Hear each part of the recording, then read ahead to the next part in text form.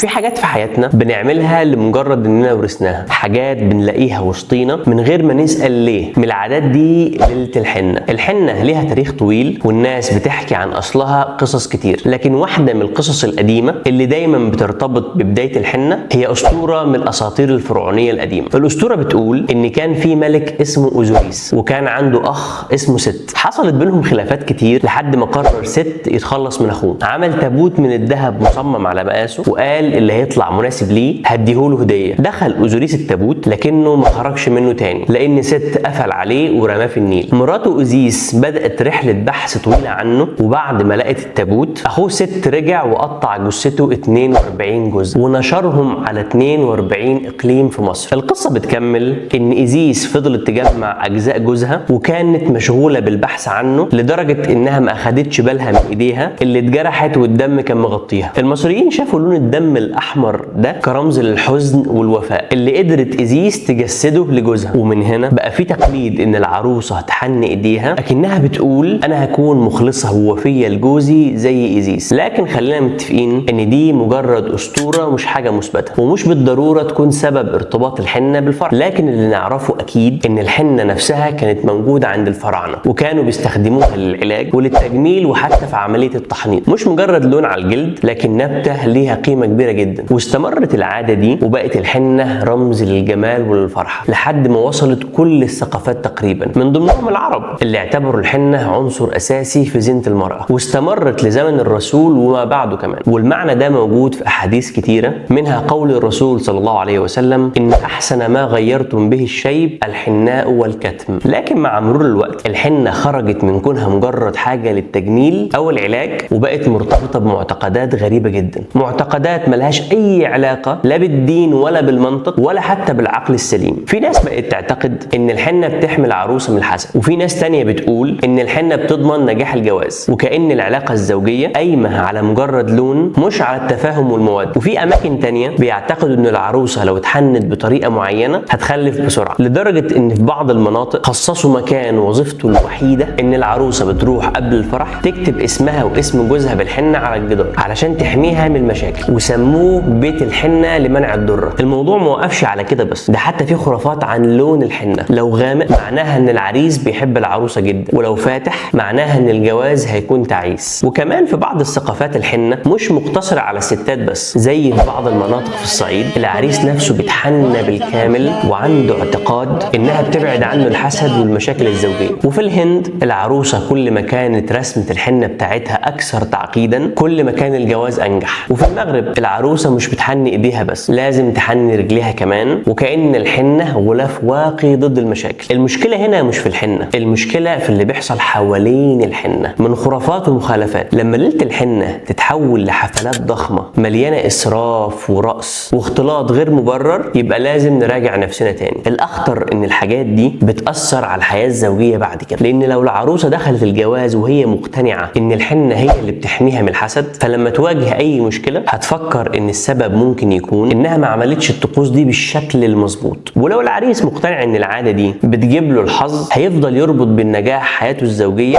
وبين تفاصيل سطحيه جدا. طيب احنا ليه بنقول كل ده؟ هل علشان نقول ان الحنه حاجه وحشه؟ لا طبعا، الحنه حاجه جميله، حاجه طبيعيه، حاجه بتفرح، بس لما تتعمل بشكلها الصح. مش لازم نربطها بخرافات، ومش لازم نحولها الليله فيها تصرفات تسيء للعروسه بدل ما تفرحها. وفي الاخر الفرحه مش في الطقوس، الفرحه في راحه القلب وفي انك تبدا حياتك الزوجيه بطريقه صح. الحنه هتفضل رمز، لكن احنا المسؤولين عن الطريقه اللي بنستخدمها بيها. يبقى ليه ما نخليش الليله دي جميله بجد من غير ما نحط عليها عبء الخرافات؟ منتظر رايكم في الحلقه، اشوفكم على خير والسلام عليكم.